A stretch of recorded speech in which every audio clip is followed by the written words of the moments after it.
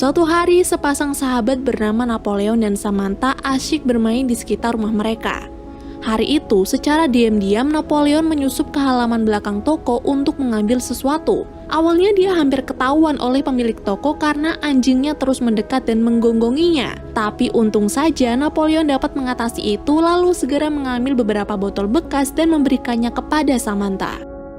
Liciknya, botol itu lalu mereka jual kembali ke pemilik toko. Sebenarnya pemilik toko itu sudah curiga karena botol yang sudah ia kumpulkan jumlahnya tidak sama ketika ia jual lagi. Tapi karena ia percaya jika Napoleon dan Samantha adalah anak yang baik, ia pun membayar botol tersebut dengan jelly bean sesuai permintaan dari keduanya. Dalam perjalanan pulang, Samantha mulai memprotes kelakuan Napoleon. Ia merasa bersalah karena telah mencuri botol itu lalu membohongi pemilik toko hanya demi mendapatkan jelly bean. Napoleon pun menimpali perkataan Samantha dengan berkata bahwa ia bukan mencuri. Ia hanya mengembalikan botol itu karena ingin mengumpulkan jelly bean yang akan ia berikan kepada temannya yaitu Charlie.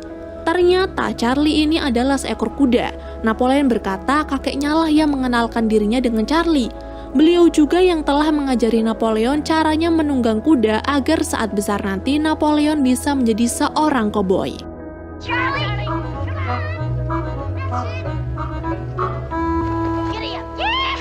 Setelah puas bermain, Napoleon pun mengantar Samantha untuk pulang ke rumah. Karena saat itu sudah pukul 6 sore, mereka berusaha untuk masuk ke rumah diam-diam. Tapi ternyata ART Samantha yang bernama Gates tiba-tiba sudah ada di belakang mereka dan memarahi Samantha karena telah pulang terlambat. Do you know what time it is?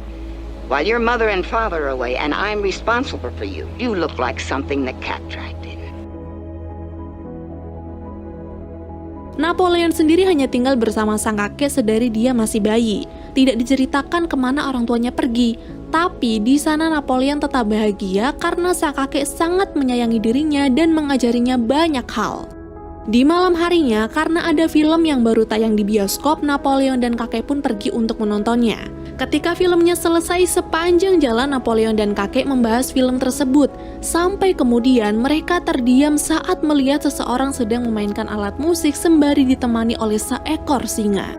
Karena penasaran, mereka pun menghampiri orang itu dan mulai memperkenalkan diri.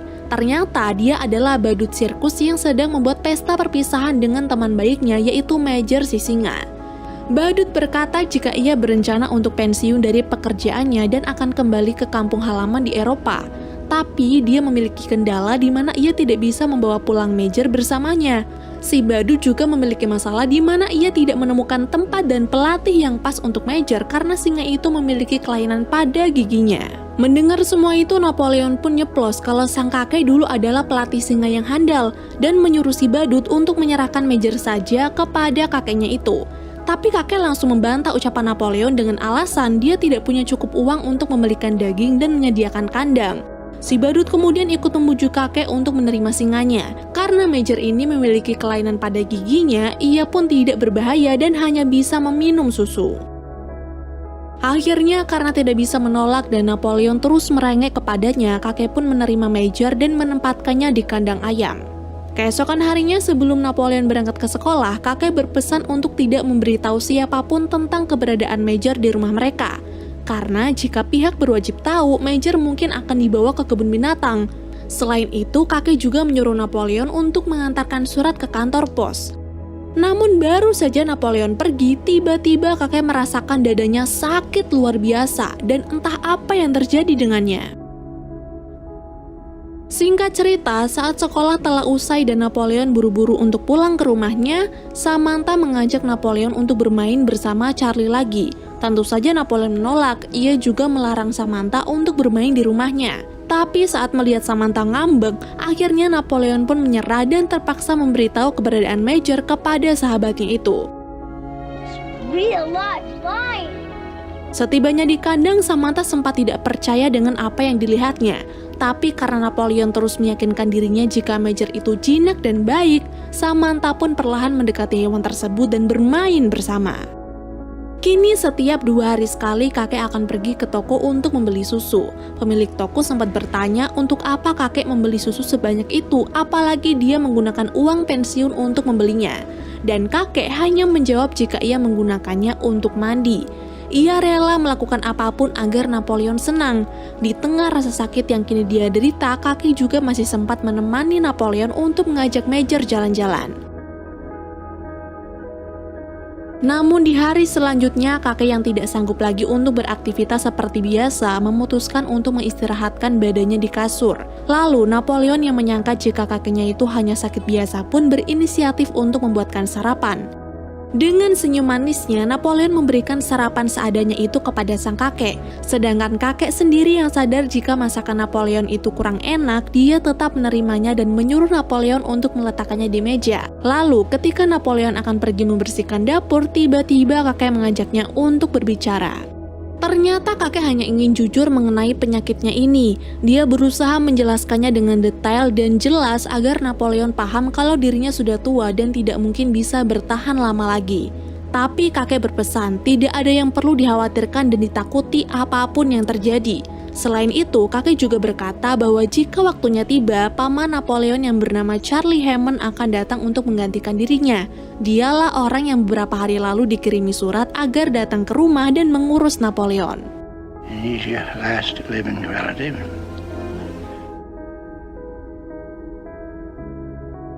Hari itu Napoleon kembali pulang bersama Samantha karena akan bermain bersama Major. Tapi ketika dirinya masuk ke rumah untuk memastikan keadaan kakek, Napoleon pun terdiam ketika menyadari jika sang kakek ternyata sudah meninggal dunia. Mengingat pesan kakeknya, Napoleon pun berusaha menahan tangis dan perlahan memberitahu Samantha jika kakeknya itu baru saja meninggal. Mendengar hal tersebut, Samantha juga ikutan bersedih. Dia bertanya-tanya, jika kakek sudah meninggal, lalu siapa yang akan menjaga Napoleon? Seketika itu, Napoleon pun berjalan menuju kotak surat berharap ada balasan dari pamannya. Tapi ternyata surat milik kakek dikembalikan yang artinya tidak ada penerima. Karena sekarang tidak ada kepastian sang paman akan datang atau tidak, Samantha pun berpikir jika nanti Napoleon akan diletakkan di panti asuhan dan Major akan dikirim ke kebun binatang. Mendengar itu, Napoleon menolak dan tidak akan membiarkan siapapun tahu mengenai kematian kakeknya. Dia berencana akan menguburkan kakeknya itu di bukit tempat biasa mereka bermain. Walaupun Samantha sempat ragu akan hal gila yang akan dilakukan oleh Napoleon, tapi kemudian dia memberikan sedikit saran agar Napoleon merekrut orang untuk menguburkan kakeknya, karena sudah jelas Napoleon pasti tidak akan bisa melakukannya sendirian. Karena sekarang Napoleon akan merekrut orang, dia pergi ke kantor pencarian kerja yang sudah pasti orang-orang di sana butuh pekerjaan. Dan agar tidak salah orang, Napoleon pun memilih pria muda yang kebetulan saja baru gagal mendapatkan pekerjaan. Dia adalah Denny, seorang mahasiswa pasca sarjana. Ketika Napoleon berusaha mendekati Denny, ia sempat disapa oleh ART-nya Samantha. Tapi tidak lama kemudian, dia pun pergi dengan tatapan penuh curiga.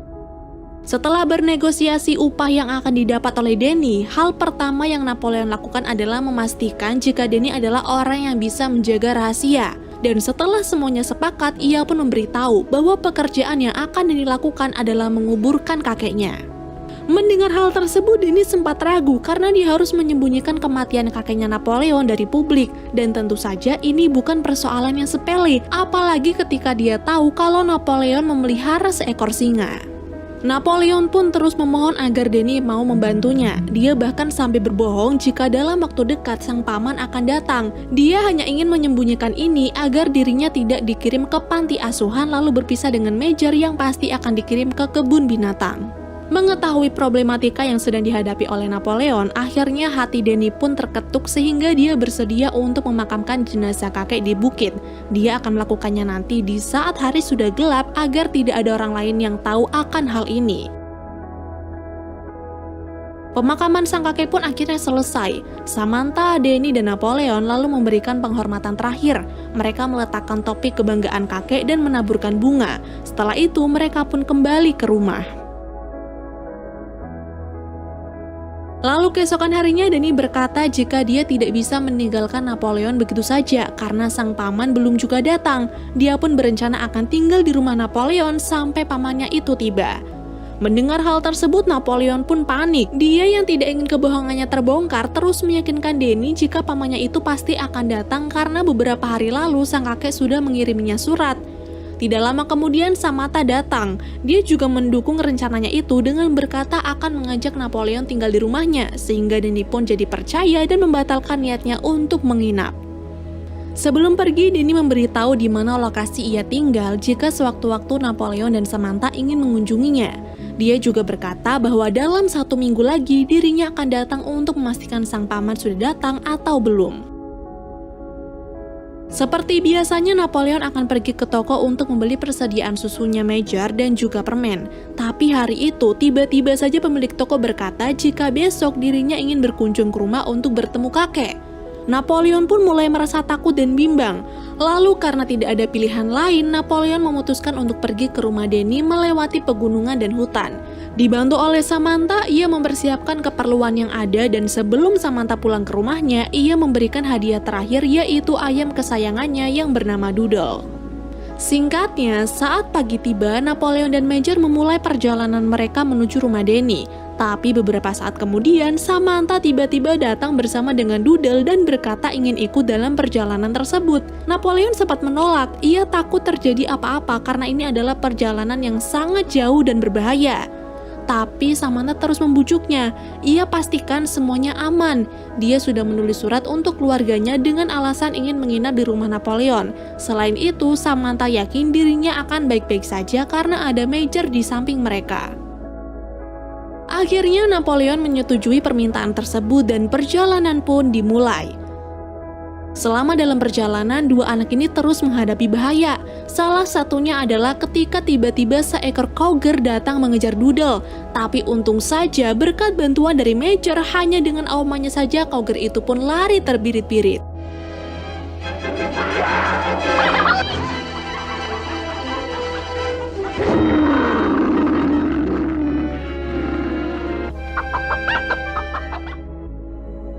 Tidak terasa hari sudah semakin gelap. Samantha yang sangat kelelahan pun mulai mengeluh dan ingin beristirahat. Untungnya di waktu yang sama Napoleon melihat sebuah gudang tepat di depannya. Mereka pun diam-diam menyelinap ke gudang itu dan memutuskan untuk bermalam sembari memeriksa peta. Keesokan harinya, setelah tenaga terisi kembali, Napoleon memerah susu sapi untuk sarapan pagi Major. Setelah itu, mereka bergegas pergi sebelum pemilik gudang mengetahui keberadaan mereka. Tapi karena melihat Doodle merasa senang berada di tempat tersebut, mereka pun meninggalkannya dan kembali melanjutkan perjalanan. Masalah lain pun kembali datang. Kali ini ketika mereka sedang melewati tebing yang terjal, secara mendadak Major enggan untuk berjalan lagi. Tidak ada cara lain, Napoleon pun berusaha membangunkan Major dengan cara mendorong pantatnya. Tapi sebelum itu, dia harus mengamankan Samantha ke tempat yang lebih aman. Setelah berpindah posisi, Napoleon pun mulai mendorong Major. Tapi tiba-tiba... Di sini Samantha benar-benar panik, sedangkan Major yang hampir celaka itu mencoba untuk berpikir. Tidak perlu waktu lama, Napoleon langsung mendapatkan ide. Dia menyuruh Samantha untuk melemparkan tali leher Major kepadanya dan menyuruh Major untuk segera bangkit. Lalu setelah beberapa kali dibujuk, akhirnya Major bangkit dan menarik Napoleon secara perlahan hingga dia pun bisa diselamatkan. Sementara itu, di sisi lain ART Samantha ternyata sudah melaporkan semuanya kepada polisi. Selain mengetahui sang kakek sudah meninggal dunia, karena beberapa hari lalu ia pernah melihat Napoleon mengobrol dengan pria asing, si ART pun yakin kalau pria itu adalah orang jahat. Kembali lagi ke Napoleon dan kawan-kawan. Ketika Napoleon sedang mencari kayu bakar, tiba-tiba saja beruang hitam datang mendekatinya. Sontak ia pun berteriak memanggil Samantha. Samantha yang mendengar itu langsung menyuruh Major untuk menghadapi si beruang. Tapi karena saat itu Major sedang minum susu, ia pun sama sekali tidak mau bergerak. Namun ketika Major mendengar suaranya, ia bergegas mengejar si beruang hingga pertarungan sengit tidak bisa dihindarkan.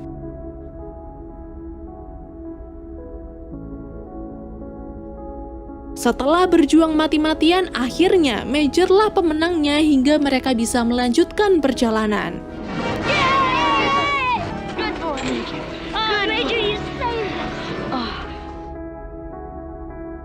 Namun karena sudah lama mereka berjalan tidak kunjung menemukan lokasi di mana Denny tinggal, Samantha merasa kini mereka sudah tersesat dan ia hanya bisa menangis sambil membayangkan kedua orang tuanya. Tidak tahan melihat perempuan menangis, Napoleon berusaha menenangkan Samantha dan mengajak sahabatnya itu untuk menganggap perjalanan ini adalah permainan berpetualang yang selalu mereka lakukan. Dan setelah berhasil membuat Samantha tenang, Napoleon pergi untuk mencari makanan, meninggalkan Samantha bersama dengan Major. Dari hewan-hewan yang ia buru, ternyata hanya siputlah yang berhasil Napoleon dapatkan. Ia pun memberikannya kepada Samantha lalu kembali meninggalkan temannya itu untuk mengecek arah yang benar menuju rumah Denny. Namun baru saja Napoleon pergi, tiba-tiba Major bangkit dari istirahatnya saat mendengar sesuatu. Samantha yang takut Major akan kabur pun langsung mengikutinya, dan ketika ia melihat hewan-hewan ternak yang ia yakini itu adalah milik Denny, Samantha langsung melompat kegirangan dan segera mencari Napoleon untuk memberitahu semua ini. Ternyata memang benar, semua ternak itu adalah milik Denny. Melihat anak-anak datang untuk mengunjunginya, Denny sangat senang. Tapi ketika dia menyadari tidak ada orang dewasa yang menemani perjalanan mereka, Denny langsung mengajak keduanya ke rumah, memberi mereka makanan dan meminta sebuah penjelasan. Di rumah sederhana milik Denny, Napoleon menjelaskan semuanya, jika sebenarnya sang paman tidak akan pernah datang, dan alasan Napoleon datang ke rumahnya adalah ia ingin tinggal bersama Denny karena tidak ingin dikirim ke panti asuhan. Mendengar itu, Napoleon pun kena omel karena semua ini bukanlah hal yang sepele. Denny menyuruh Napoleon untuk tinggal di panti asuhan saja karena tempat itu tidak seburuk yang dipikirkan. Di sana Napoleon bisa mendapatkan teman baru, keluarga baru, dan juga pendidikan yang bagus. Lalu untuk masalah Major, ia bisa tinggal bersama Denny karena ada banyak susu untuknya. Dan Napoleon masih bisa berkunjung setiap kali dia mau.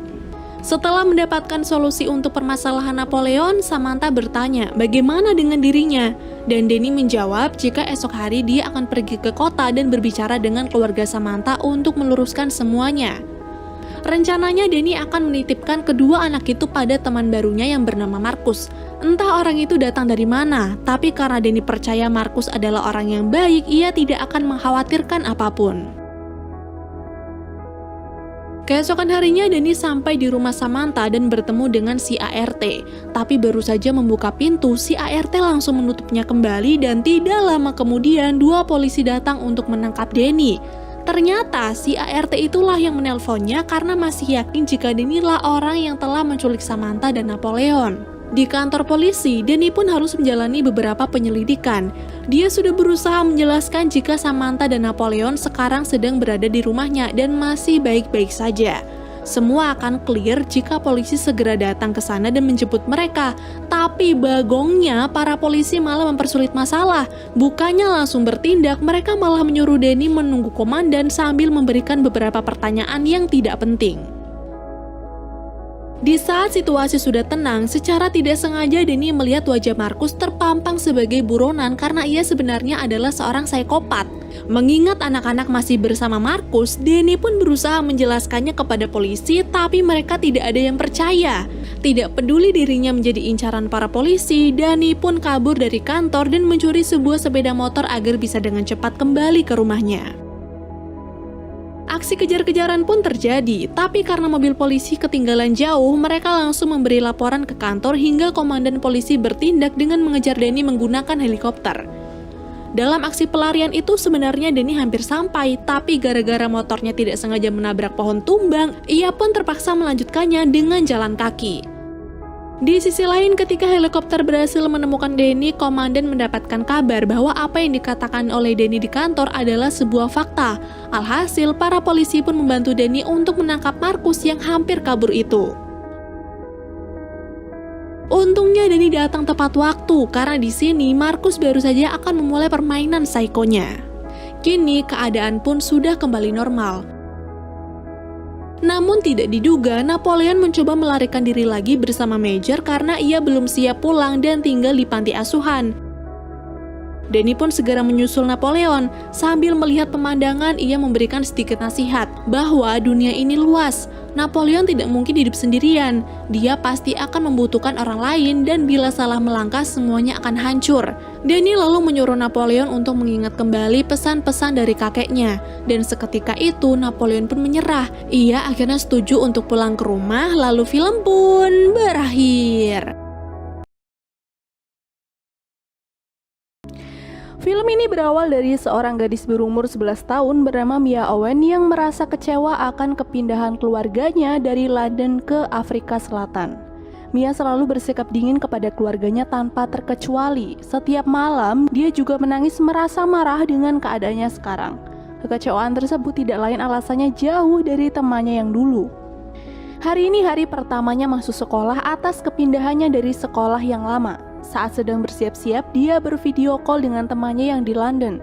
Baru sebentar, dia sudah harus berangkat dengan keluar lewat atap rumahnya agar lebih cepat. Karena sekolahnya berjarak jauh dari rumahnya, Mia dan adiknya yang bernama Mick diantar oleh ayahnya John menuju tempat bis sekolah menjemput mereka. Mia yang masih dalam keadaan jengkel tidak mau berpamitan sama sekali seperti waktu dulu dia di London.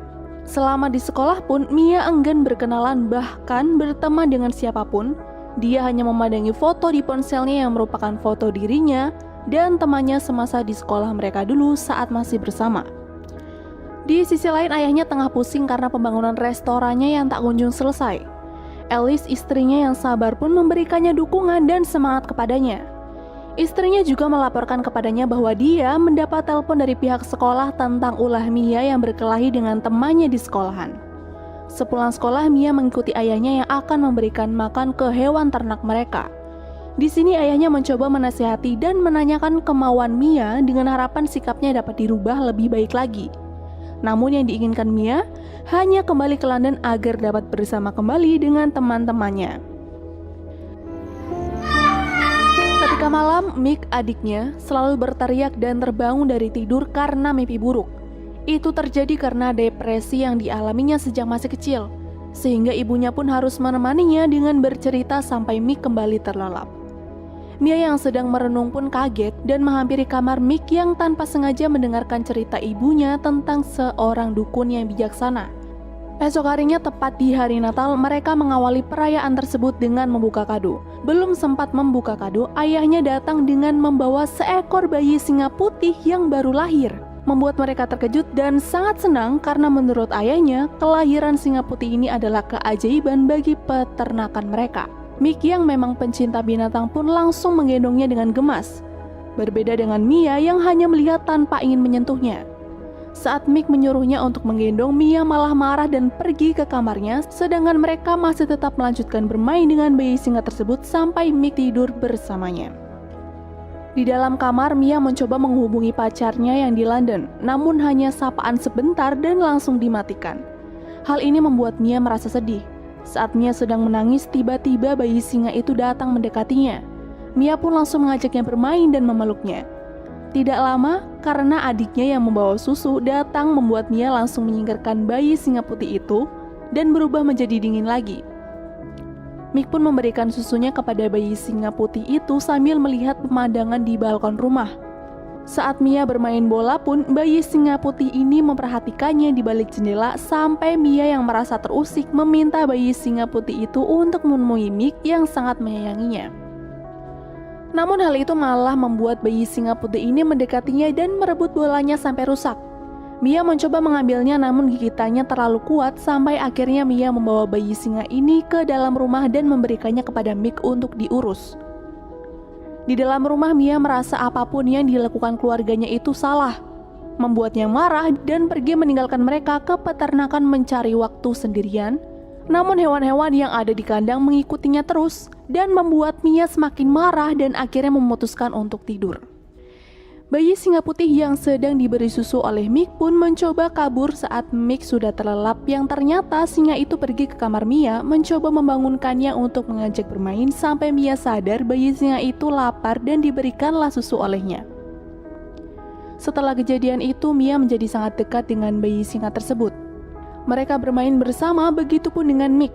Dan dari situlah bayi singa ini diberi nama Charlie.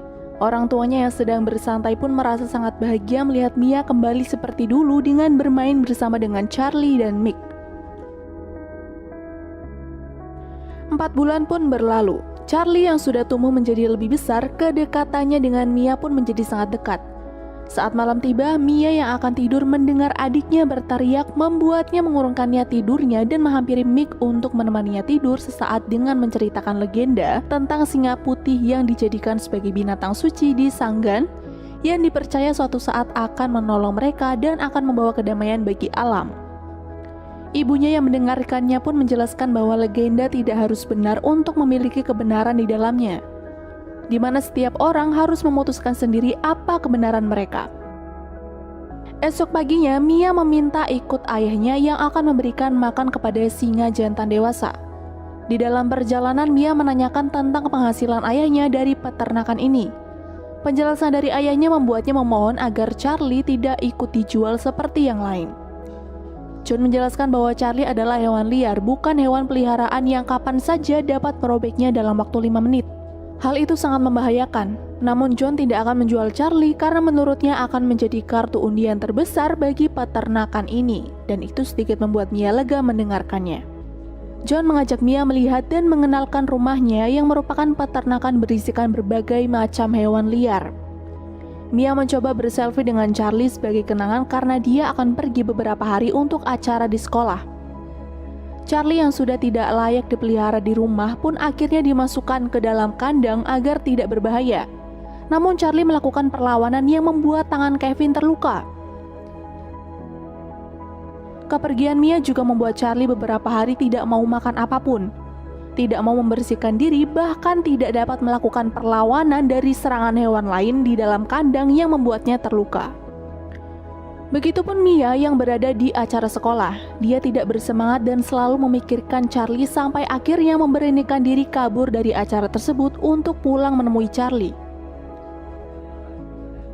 Esoknya pihak sekolah pun memberitahukan hilangnya Mia. Kabar itu pun membuat seisi rumah panik dan bergegas mencari Mia, namun ternyata Mia sudah berada di kandang bersenandung bersama Charlie.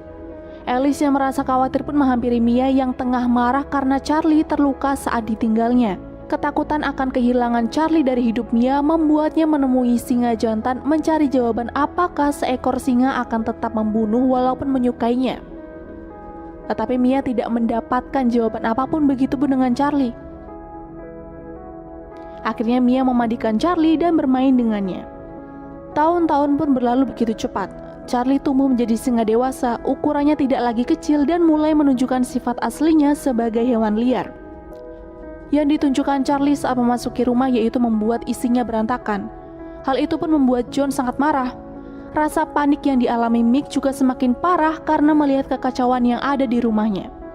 Beberapa saat kemudian tamu wisata datang untuk melihat Charlie. Namun Charlie yang merasa terganggu akan kehadiran banyak orang menjadi liar dan ganas. Mia yang mengetahuinya pun langsung berlari keluar menenangkan Charlie dan memasukkannya ke dalam kandang. Tidak ketinggalan dengan perdebatannya dengan ayah yang menurutnya tidak manusiawi menjadikan Charlie sebagai bisnis. John kemudian kedatangan tamu bernama Dick yang merupakan teman lamanya sewaktu di London. Dick mengunjunginya untuk menawarkan kerjasama seperti dulu lagi, namun ditolak oleh John dengan alasan sudah berjanji dengan Alice istrinya agar tidak melakukan pekerjaan tersebut lagi. Alice menghampiri Mia yang sedang bermain dengan Charlie dan melihat tangannya terluka. Membuatnya sangat khawatir dan tidak memperbolehkan untuk bermain dengan Charlie lagi. Namun Mia tidak memperdulikan, kemudian membuktikan bahwa Charlie tidak jahat dengannya. Sampai Alice terkejut ketakutan melihat Mia yang diterkam oleh Charlie dengan maksud ingin bermain. Bagong si Mia mah halem indung maneh nurewas bagong urang giheueuh. Saat mereka sedang makan malam, Charlie keluar dari kandangnya yang tidak tertutup rapat oleh Mia.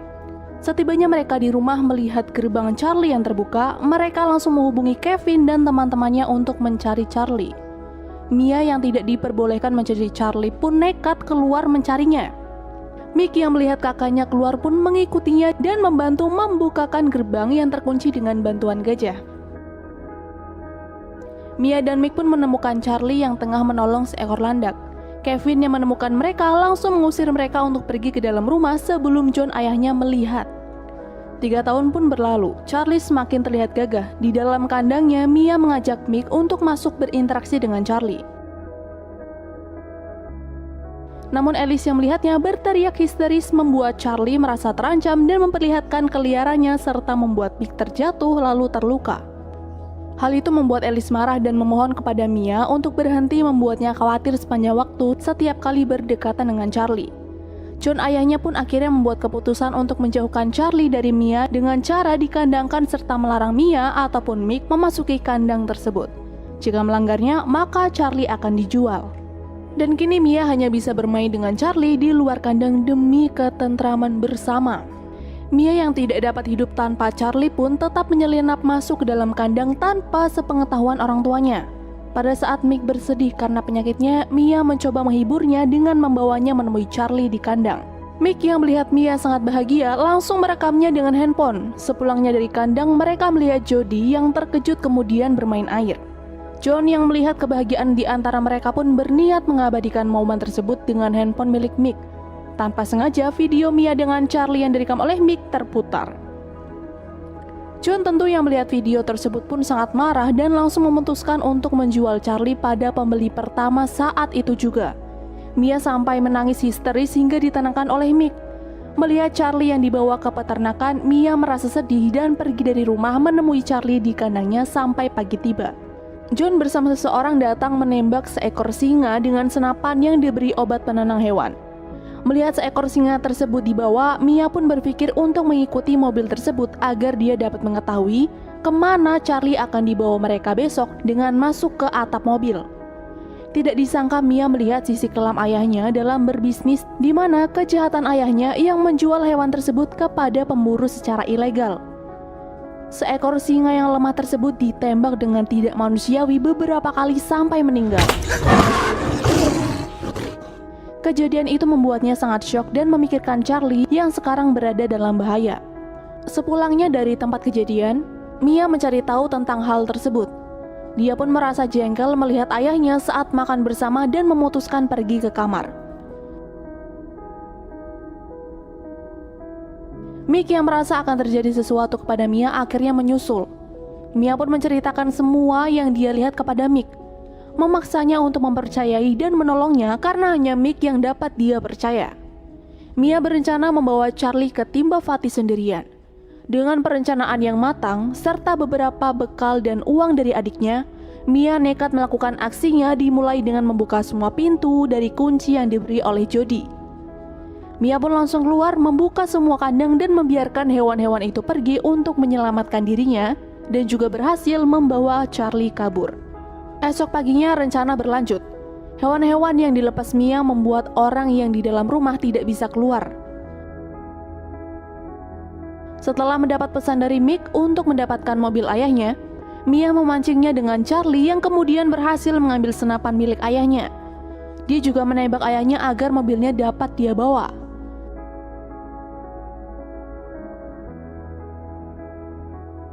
Tidak tega melihat ayahnya, Mia memerintah Mick untuk menjemput ayahnya yang pingsan. Di perjalanan, Mia menemukan masalah lagi. Dimulai dari bensinnya yang habis, dirinya yang diberitakan di TV, serta jalan yang dipotong oleh polisi untuk razia dalam proses pencariannya. Hingga dia mencari jalan lain yang justru membuatnya tersesat. Mia sangat marah kepada dirinya sendiri, kenapa bisa seorang gadis kecil sepertinya menolong seekor hewan liar. Charlie yang merasakan kemarahan Mia pun turut meraung membuat Mia terdiam dan memutuskan untuk melanjutkan perjalanannya esok hari. Sedangkan di rumah keluarga Mia sedang mencemaskannya. Mia melanjutkan perjalanan. Di sisi lain, Dick mendatangi John kembali meminta kesepakatan yang telah mereka lakukan. Saat John tidak mau menerimanya kembali, Dick pun mengancam akan keselamatan Mia.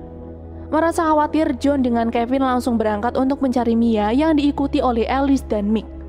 Dalam perjalanan, John mendapat info bahwa polisi telah mengeluarkan otorisasi yang artinya siapapun bisa membunuh Charlie sekarang. Sedangkan dalam perjalanan, Mia menemukan jalan buntu yang ternyata petunjuk dari buku yang dia bawa merupakan buku keluaran tahun 97, di mana jalannya sudah beralih fungsi menjadi sebuah gedung mall Cina. Tidak ada jalan lain, Mia nekat membawa Charlie masuk ke dalam mall untuk menuju pintu keluar yang merupakan pintu masuk ke jalan yang seharusnya. Hal ini membuat semua orang yang berada di dalam sana ketakutan. Setibanya di pintu keluar, Mia sangat senang karena dia berhasil menemukan jalan. Kevin yang mendapatkan kabar keberadaan Charlie pun langsung memberitahukan kepada polisi dan John. Mereka bergegas menuju tempat itu. Tidak hanya sampai di situ, Mia dan Charlie masih harus berjalan melintasi sabana Afrika Selatan yang sangat luas. Saat memasuki sabana tersebut, Charlie memangsa seekor burung unta untuk dimakannya. Mia pun mengambil sedikit dagingnya sebagai bekal karena sudah habis. Hari sudah malam dan sekarang dirinya sedang berada di alam liar. Mia pun terpaksa memanjat pohon untuk melindungi dirinya dari hewan lain dan menunggu Charlie sampai pagi tiba. Di sisi lain, keluarganya bersama polisi telah sampai di sabana namun tidak dapat melanjutkan perjalanan karena hari sudah malam. Saat pagi, Charlie mendatangi Mia yang masih tertidur di atas pohon untuk melanjutkan perjalanannya lagi.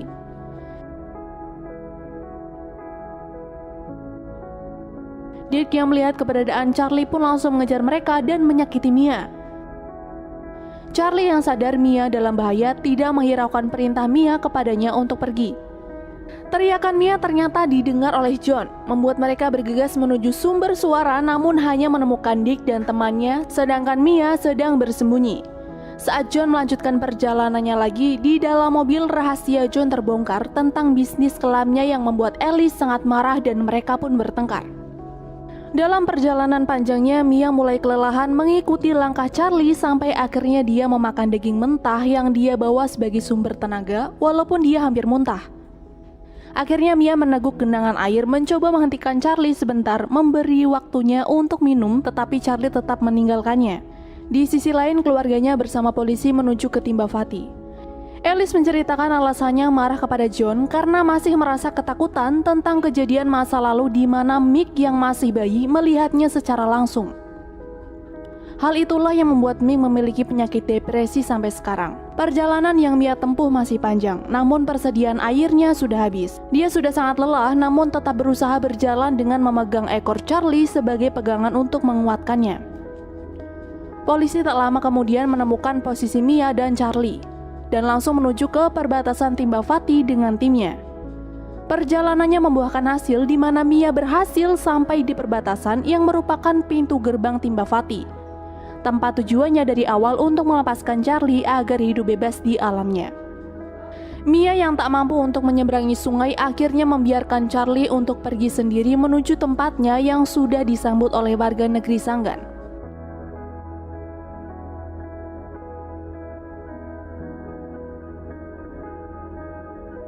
Namun belum sampai di Sanggan, keluarganya datang bersama polisi dan timnya bersiap menembak Charlie. Mia yang tak mempunyai tenaga hanya bisa memohon kepada ayahnya untuk melindungi Charlie sampai ke Timbavati dan berhasil sampai. Polisi pun menghentikan aksi mereka karena sudah memasuki kawasan perlindungan Timbavati.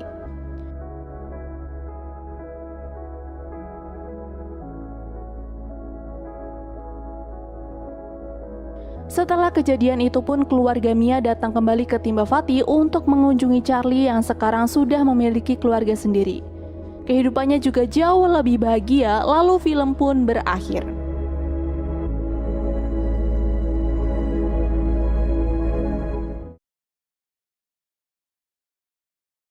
Joy Adamson sudah bertahun-tahun tinggal di Kenya Utara untuk menemani pekerjaan suaminya George Adamson sebagai pengawas di wilayah tersebut. Salah satu tugas utama George adalah menangani hewan berbahaya yang secara kronis mengancam kehidupan manusia dan ternak. Dan hari itu George dan petugas yang lain pergi ke wilayah yang dimana sudah ada laporan jika singa telah memakan manusia.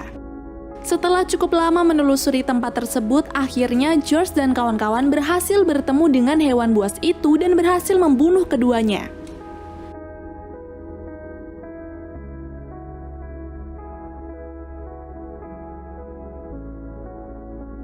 Singkat waktu, mereka pun pulang ke camp. Joy yang melihat suaminya pulang langsung menghampirinya untuk memberikan salam hangat, hingga kemudian George memberikannya kejutan 3 ekor anak singa. Ternyata 3 bayi itu milik singa yang telah dibunuh oleh George, lalu karena kasihan George pun membawanya pulang. Di sini Joy sangat senang dan sangat bersemangat untuk merawat ketiganya, tapi ternyata hal itu tak semudah yang Joy pikirkan. Terlihat bayi-bayi itu enggan meminum susu yang sudah Joy buat, bahkan sampai 24 jam berlalu bayi-bayi itu masih menolak makanan apapun. Melihat bayi-bayi itu sekarat, George mulai merasa bersalah dan berkata seharusnya dia tidak membawanya pulang dan membiarkannya saja di alam liar. Tapi Joy tidak menyerah, dia tetap sabar dan telaten sampai kemudian George mendapatkan sebuah ide, yaitu meletakkan susu itu di tangan Joy hingga bayi-bayi itu pun akhirnya mau meminum susunya dari botol. Bayi-bayi singa itu kemudian diberi nama oleh Joy. Yang paling besar diberi nama The Big One, lalu yang kedua bernama Lastika, dan yang terakhir plus yang paling kecil bernama Elsa. Joy dan George menyayangi mereka bertiga layaknya anak sendiri, tapi untuk Elsa dia mendapatkan posisi paling istimewa di hati Joy. Walaupun ukurannya kecil, tapi dia paling berani dan suka sekali menjelajah. Suatu hari ketika umur Elsa dan yang lain sudah mencapai 3 bulan, Elsa yang badannya paling kecil sering kali kehabisan makanannya. Hal itu pun membuat Joy tergugah untuk menyisihkan bagian untuk Elsa lalu menyuapinya, sehingga kedekatannya dengan Elsa pun semakin erat. Hari-harinya juga banyak Joy habiskan dengan anak kesayangannya itu, tapi ketika 3 anaknya sudah mulai tumbuh dewasa, Joy memerintahkan Nuru asisten mereka untuk gantian menjaga, sekaligus membuat pagar agar 3 singa itu tidak mengacak-ngacak rumahnya lagi. Ketika Joy dan singa-singa sedang bermain di halaman rumah, terlihat John temannya George datang berkunjung. John nampak khawatir dengan keberadaan singa-singa tersebut mengingat orang tua mereka adalah pemakan manusia, sehingga John pun memberikan saran agar hewan itu dimasukkan saja ke kebun binatang. Singkat cerita, kebun binatang Rotterdam memberikan kabar untuk Joy jika mereka siap menerima Elsa dan saudara-saudaranya. Sejak itulah Joy dan George pun melatih ketiga singanya untuk melakukan perjalanan jauh. Dimulai dengan mengajak mereka berjalan-jalan menggunakan mobil.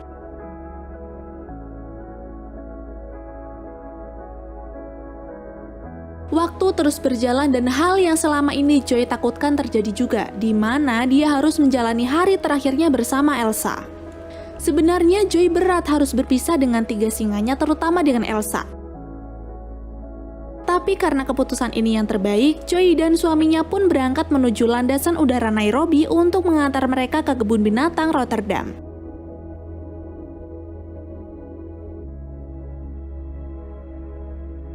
Singkat waktu mereka pun sampai. Tapi sesampainya di sana, Joy malah izin berbelanja karena tidak kuat menahan sedih jika melihat 3 anak kesayangannya itu pergi jauh.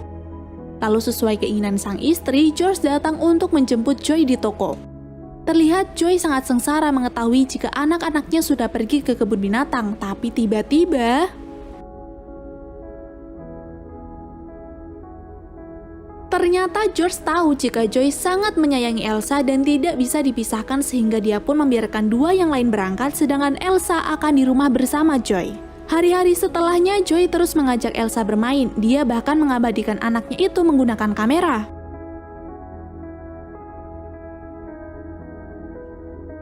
Beberapa hari kemudian, John datang lagi untuk menjenguk George yang baru saja terjangkit penyakit malaria. Untung saja dengan olahraga yang seimbang dan minum obat, George masih baik-baik saja. Lalu tidak lama kemudian, saat John baru saja memperingatkan George untuk tidak berlebihan meminum obatnya, Joy dan Elsa pulang. John yang masih takut dengan Elsa pun langsung menutup pagar ketika Joy masuk. Tapi beberapa saat kemudian, Joy malah membukanya lagi dan membiarkan singa itu bermain bersama George.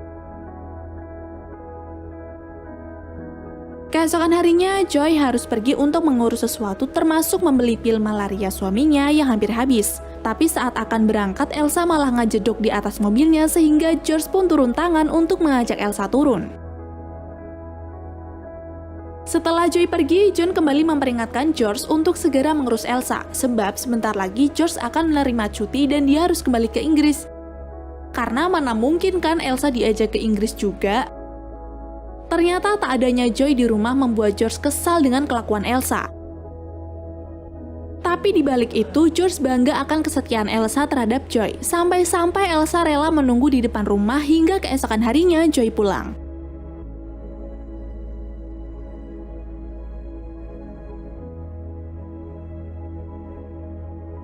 Karena sekarang kondisi George sudah membaik, mereka pun memutuskan pergi ke Kiunga untuk berkemah sekaligus mengenalkan laut kepada Elsa. Tapi sampai di sana, penduduk setempat sempat merasa keberatan dengan kehadiran Elsa. Ditambah baru-baru ini ada singa yang telah memakan ternak mereka. Untungnya, George dan Joy mampu meyakinkan penduduk hingga liburan pun dimulai. Singkat waktu, malam pun tiba. Terlihat Elsa tidur satu tenda dengan Joy dan George. Tapi di tengah malam, Joy terbangun gara-gara mendengar sesuatu. Tidak ingin membangunkan suaminya yang terlihat sangat kelelahan, Joy pun memeriksa asal suara itu yang ternyata... Jelas Joy sangat ketakutan melihat hewan buas itu ada di hadapannya. Tapi Joy masih bersikap tenang hingga kemudian dia masuk ke tenda lagi untuk membangunkan George. Di sini George yang masih rada ngantuk berusaha untuk mencari singa yang dimaksud oleh istrinya. Hingga saat berhasil bertemu dan ingin menembak, George teringat kalau dia lupa mengisi amunisi. George pun akhirnya kembali ke tenda untuk mengambil amunisinya, tapi tiba di sana dia malah meminum obatnya dengan jumlah yang cukup banyak lalu kembali menembak si singa.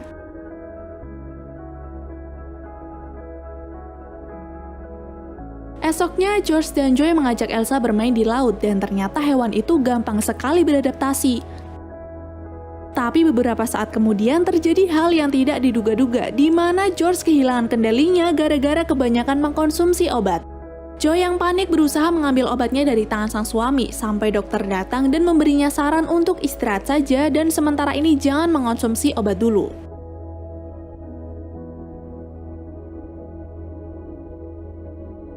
Ketika liburan usai, Elsa kembali bermain di luar rumah ditemani oleh Nuru. Lalu di sisi lain datang beberapa pemburu yang tak sengaja melihat Elsa sedang santai di atas pohon. Pemburu yang takut jika singa itu buas pun langsung membidikkan senjatanya, tapi untung langsung dicegah oleh temannya yang lain. Temannya itu berkata jika singa itu milik Joy, yang kemudian mereka pun segera pergi ke rumahnya. Mr. Watson alias pemburu yang tadi hampir menembak Elsa pun langsung meminta maaf kepada Joy, sekaligus memberitahu maksudnya datang kepada Joy di mana dia ingin memburu gajah. Joy yang mendengar itu pun memberitahu Mr. Watson jika di daerahnya gajah tidak boleh diburu. Di waktu yang sama juga Nuru datang dengan tergesa-gesa karena ingin memberitahu Joy tentang Elsa yang kini sedang bermain-main dengan gajah. Joy yang khawatir pun bergegas mencari Elsa sekaligus mengajak Mr. Watson yang ingin sekali melihat gajah. Sesampainya di lokasi, terlihat Elsa masih membuat takut gajah-gajah yang sebenarnya datang untuk mencari makanan. Tapi karena aksi Elsa yang menggemaskan, Mr. Watson dengan cepat mengambil beberapa gambar.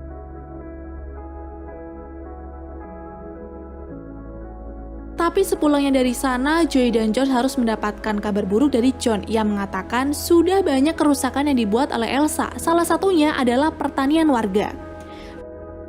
John berkata jika Elsa sudah tidak mungkin untuk dipelihara lagi, sebab kalau dibiarkan berkeliaran dengan tubuhnya yang sudah sangat besar, Elsa rawan ditembak. Terus kalau terus-terusan dikurung, Elsa bisa saja menjadi stres dan kejam. Dan untuk kesekian kalinya, John menyuruh Joy untuk menaruh Elsa di kebun binatang. Tapi ternyata Joy menolak hal tersebut dan malah berniat membebaskan Elsa di alam liar karena dia tidak ingin melihat hewan kesayangannya itu menghabiskan waktu di dalam kandang. Di sini John dan George satu pikiran, di mana ketika Elsa dilepas ke alam bebas, apakah mungkin dia bisa bertahan? Joy pun menjawab jika dia akan mengajari Elsa bagaimana caranya hidup di alam liar. Lalu dengan teramat sangat, Joy meminta izin kepada John untuk memberi waktu kepadanya selama 3 bulan. Paginya, Joy dan yang lain pergi ke alam liar yang jaraknya 340 mil dari rumah untuk melatih Elsa. Lalu dia juga berencana untuk mengurangi jatah makan Elsa agar singa itu terbiasa untuk melakukan perburuan atau bergabung dengan singa yang lain.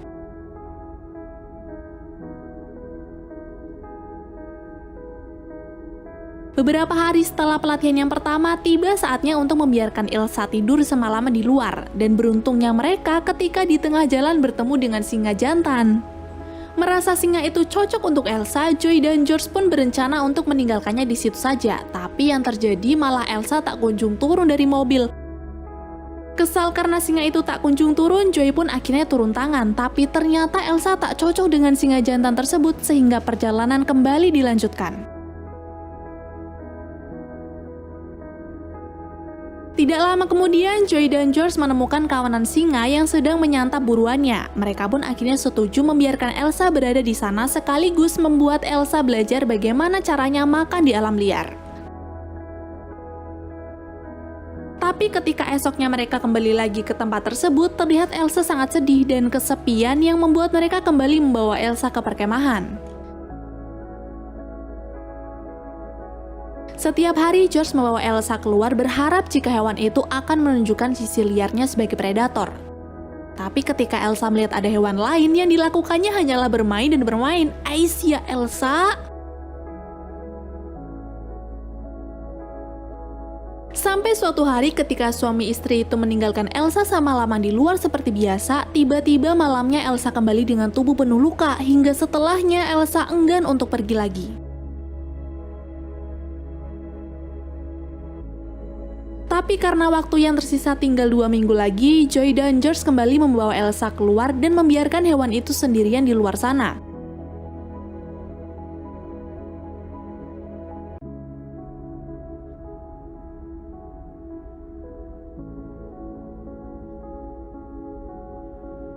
Singkat cerita, setelah hujan lebat melanda wilayah itu, Joy dan suaminya kembali untuk mencari Elsa.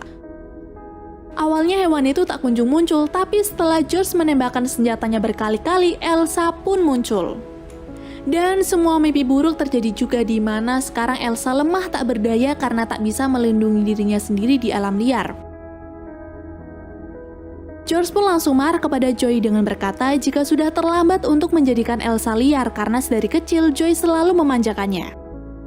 Tidak terima dengan perkataan George, Joy meluapkan perasaannya juga dengan berkata sampai kapanpun dia tidak akan rela jika melihat Elsa berada di kebun binatang. Karena keinginan Joy sudah tidak dapat diganggu-gugat lagi, George akhirnya tetap membantu istrinya itu untuk membebaskan Elsa walaupun nantinya di luar sana dia akan mati. Karena yang terpenting Elsa tidak terkurung di dalam kandang. Singkatnya, setelah Elsa pulih, George mendapat kabar jika kebun binatang memberinya perpanjangan waktu untuk melatih Elsa. Mereka juga mempersilahkan George untuk membawa Elsa ke daerah lain yang ternyata cocok, yang dimana Elsa mampu berhari-hari pergi sendirian lalu kembali hanya untuk makan. Hari-hari berikutnya, Elsa juga mampu membuktikan jika dirinya bisa mencari makan sendiri sekaligus bergabung dengan singa yang lain. Hingga waktu untuk berpisah pun tiba. Tidak ingin melihat istrinya sedih, di sini George berjanji akan membawa Joy kembali hanya untuk mengunjungi Elsa. Lalu setelah cuti selesai, akhirnya Joy dan George bisa kembali ke Kenya walaupun hanya punya waktu 1 minggu. Tapi ketika mereka pergi mencari Elsa, Elsa tak kunjung muncul dan hal itu membuat Joy kecewa.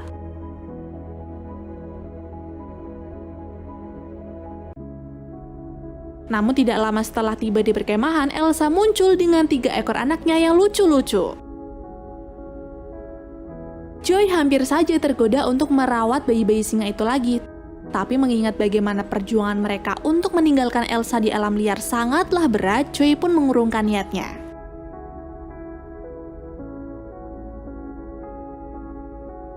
Dan film pun berakhir.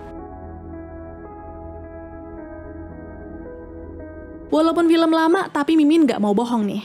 Film ini fix bagus, soalnya chemistry Joy sama Elsa keren banget. Jujur tadi Mimin sempat ikutan marah sih sama si Joy, soalnya dia ribet banget. Udah tahu Elsa kalau di alam liar kayak gitu, tapi akhirnya Mimin jadi sadar kalau memang kebebasan itu penting ya, walaupun ujung-ujungnya mati, tapi dia kan mati di alam liarnya gitu loh. Oke cus, sekian video kali ini. Saya Rasa dan tim mengucapkan atur nuhun, bye and see you!